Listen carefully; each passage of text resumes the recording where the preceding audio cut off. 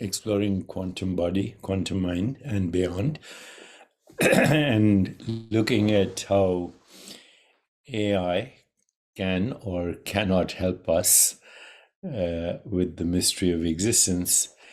This morning, I went again on ChatGPT and Google Bard, and I asked the following question. I said, look at the mind and look at our thoughts.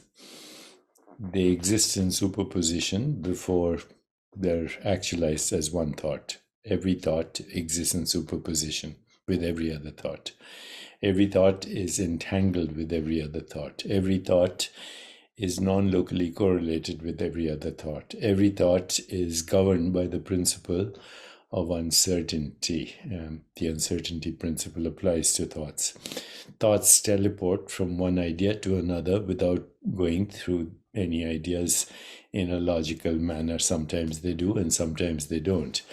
They're algorithmic and non-algorithmic. And so and of course, thoughts are entangled with sensations, images, feelings, and emotions, and imagination, and desire, and memory. So why isn't the mind quantum in nature? I asked this question. So here's the answer I got. Your observations are fascinating and touch upon a central mystery at the intersection of neuroscience, quantum mechanics, and philosophy. Now remember, those are all creations of the human mind. Okay, neuroscience, quantum mechanics, and philosophy. But of course, they don't say that.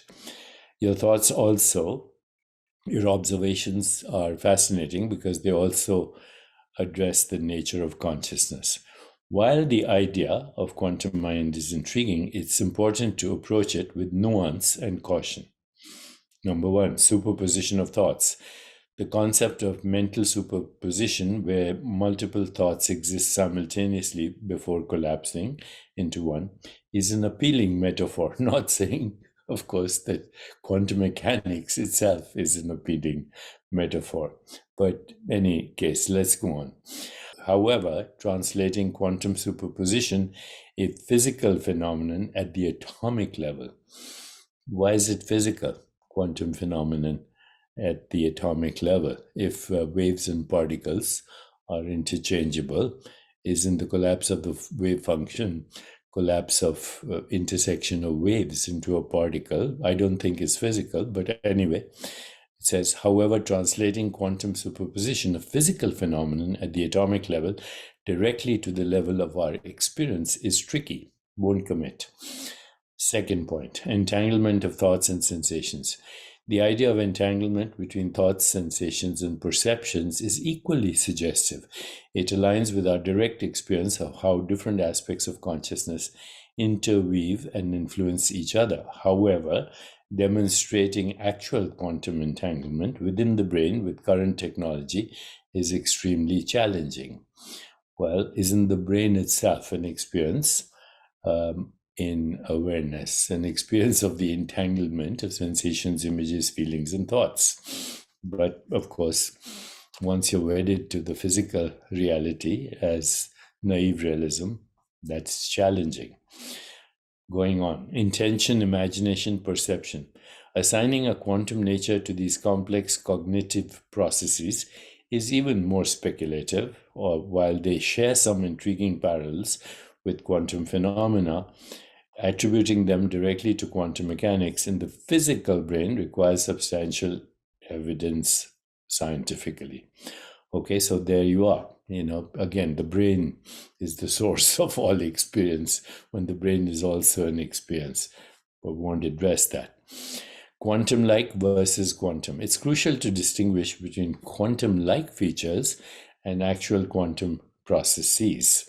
Many complex systems exhibit behaviors resembling quantum phenomena, like superposition and coherence, without necessarily involving the same underlying physics.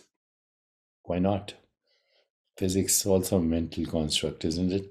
Exploring these quantum-like aspects of the brain can yield valuable insights without jumping to the conclusion that the mind operates under the same principles as the microscopic world. Well, there's no microscopic world beyond the microscopic world. It's just formless awareness, which is modifying itself as the microscopic world. Finally, it says current state of research: the field of quantum consciousness is young and actively debated. At least now it acknowledges that there's a field of quantum consciousness. While some researchers see promising avenues for exploration, others remain skeptical. Even skepticism is an experience in consciousness. How do these guys manage to avoid consciousness, including those who feed AI? The lack of concrete experimental evidence currently limits definitive conclusions. Then it says, moving forward, the key lies in rigorous scientific investigation, exploring the brain's information processing, exploring nonlinear dynamics, and probing potential quantum-like behaviors at the molecular level are crucial next steps. Open-mindedness and interdisciplinary collaboration between physicists, neuroscientists, and philosophers are vital to our understanding of this complex frontier. I disagree, because all those neuroscientists, philosophers, and scientists are only going to continue to create models of reality, maps of reality, which are not reality. The only direct experience of consciousness is consciousness knowing itself, which is self-awareness. But no one talks about spiritual practices here.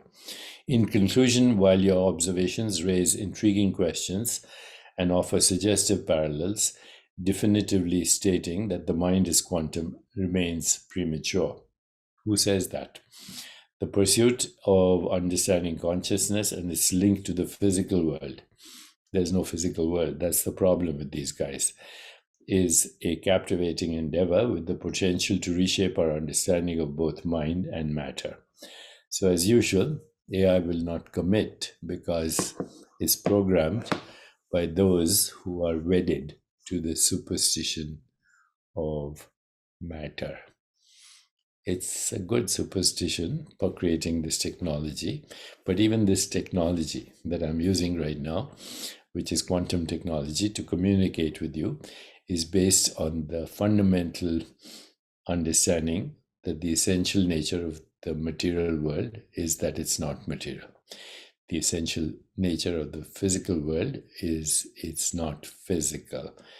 The essential nature of reality is that it is nothing like what appears as reality. So we have a long way to go to understand quantum mind and quantum consciousness, at least by mainstream science, which is wedded to naive realism. Let me know what your feedback is on this.